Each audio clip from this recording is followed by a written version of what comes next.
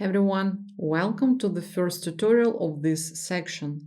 Let's begin by creating a data set of images that we will use to train the model. Here are the images I've selected that represent Memphis style interior design. I'd like to create designs for a living room with a sofa in the center, a coffee table in front of the sofa, and armchairs on the side of the sofa. That's why I curated images that depict both the style and type of design I'd like the new model to replicate. I have to warn you that creating the right dataset is the most challenging task, so let's go over some key rules to keep in mind when selecting the images.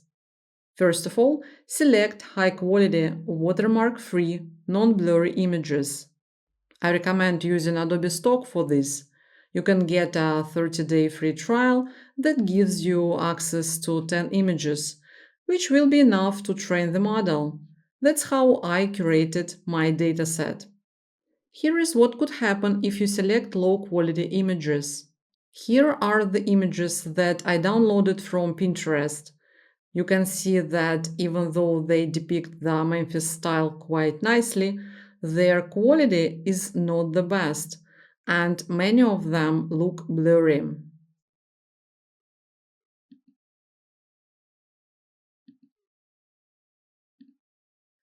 And here is what I got as the final output after I trained the model with these images.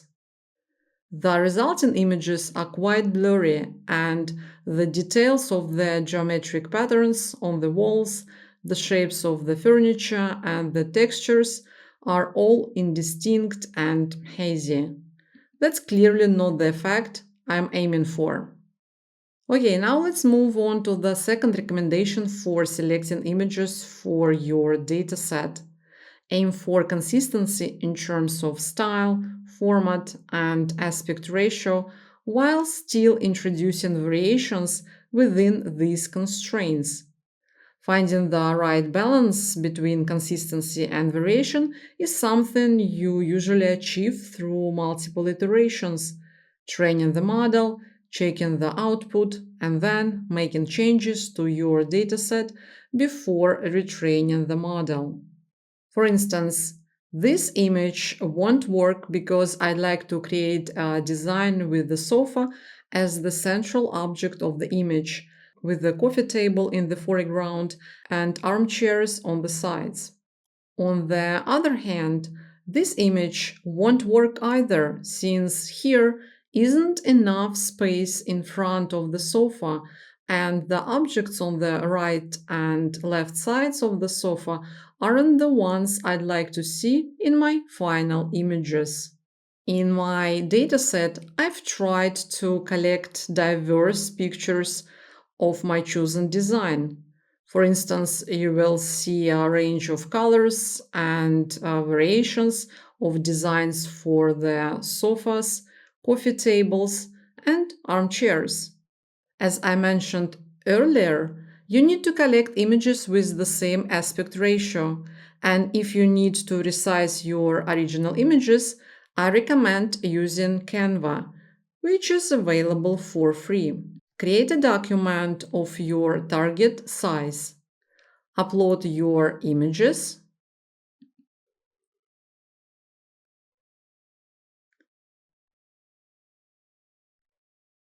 And then drag and drop them to the canvas.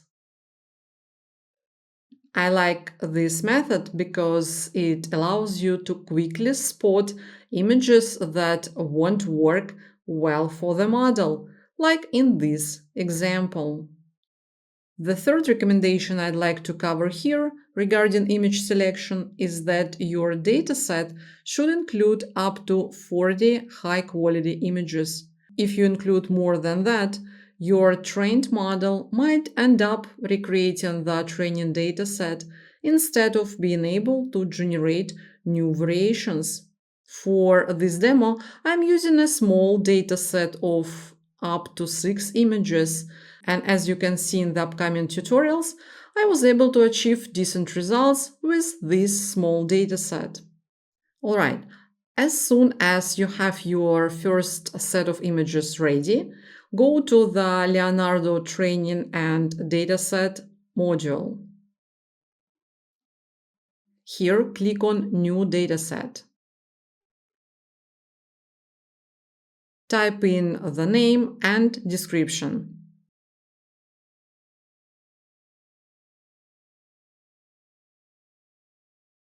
Click on Create Dataset. Here, click on Upload Images and select an images that you prepared for your model training. And we are all set to start training our first model. For this, let's jump into the next tutorial. I'll see you there.